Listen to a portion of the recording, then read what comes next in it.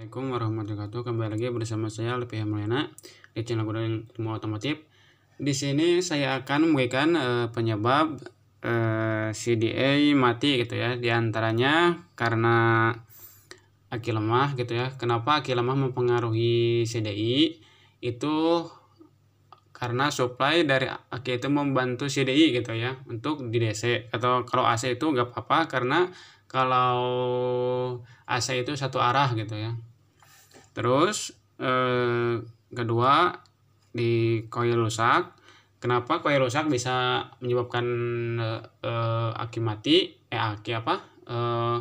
CDI mati itu kalau ada bocor di bagian koil itu akan menyebabkan korslet gitu ya, korslet terus si apinya balik ke CDI gitu ya. Itu menurut pengalaman saya. Dan kemudian di spool gitu ya. Di spool kenapa bisa menyebabkan CDI rusak? Karena saat motor berjalan itu si arusnya turun naik. Kalau misalkan si spool nggak normal, itu pembakarnya kurang sempurna. Jadi ke CDI-nya cepat mati gitu ya. Dan kemudian CDI mati itu karena pemakaian gitu ya, yang cukup lama. Misalkan punya motor saya yang Mio itu 5 tahun gitu ya, CDI-nya mati gitu.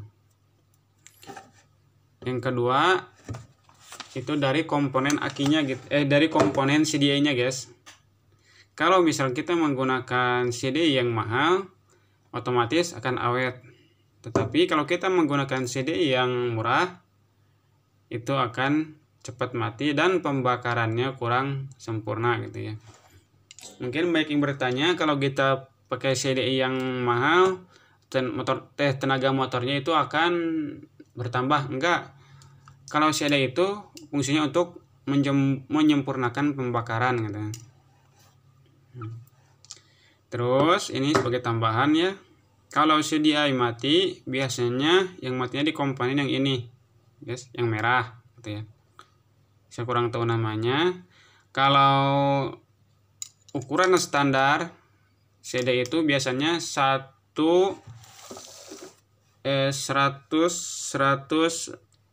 5 joule gitu ya. Kalau kita mau gantinya juga bisa pakai yang di atas ini gitu ya. Ada yang 165. Kebanyakan CDI yang mahal seperti BRT menggunakan 165 ke atas, ada yang 225 gitu ya. Terus di bagian elko-nya ini suka ada yang pecah gitu. Kalau punya CDI kita coba dulu ganti yang merah ini. Apabila masih tidak hidup, ganti yang ininya, elko gitu ya. Ini kapasitor namanya. Ukurannya 105 joule gitu ya. Terus kalau mau mengganti, kalau tidak yang sama gak apa juga yang angka di atasnya gitu lah, nilai di atasnya. Mungkin itu saja ya yang saya dapat sampaikan. Semoga bermanfaat, khususnya untuk saya, umumnya untuk kita semua. Terima kasih. Wassalamualaikum warahmatullahi wabarakatuh.